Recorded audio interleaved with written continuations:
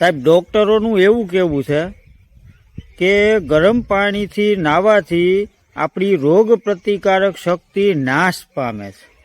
બોલો, તો ઠંડા પાણીથી નાહીશું અમારે ઉકળી જવું?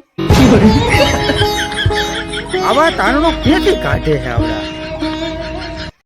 સાહેબે કોન્સ્ટેબલે પીએસઆઈ ને ફોન કર્યો કે હલો સાહેબ, અમે દારૂ ભરેલો આખો ટ્રક પકડી લીધો. સાહેબ કે વેરી ગુડ, હું તમારી કામગીરીથી બહુ ખુશ થયો છું. હવે એક કામ કરો, એક સોડા ભરેલો અને એક આખો ચવાણું ભરેલો ટ્રક પકડો અને સીધા આપણી વાડીએ આવો. સાહેબ ખુશ થઈ ગયા હતા. 10 દી પછી રિટાયર થવાના હતા. ભલે મોજ જ કરવી છે. સાહેબ આજ વિનિયો મારી પાસે આવ્યો.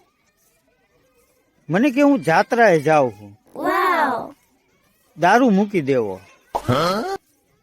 મેં કીધું વિનિયા, આ જાણીને હું બહુ ખુશ થયો. કીધું દારૂ એક દૂષણ છે, મૂકી જ દેવાય. પણ મને કે એક તકલીફ છે. મેં કીધું શું? મને કે કોની આ મૂકવો?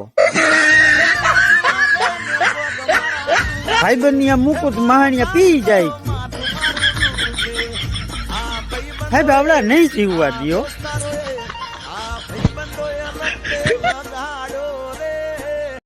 સાહેબ આજ સવારના પોરમાં એક જ્યોતિષ મને ભટકાઈ ગયો.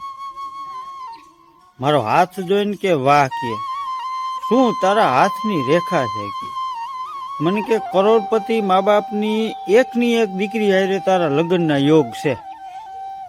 બહુ જલ્દી તું કરોડપતિ બની જઈશ. લાવ દક્ષિણાના 500 રૂપિયા.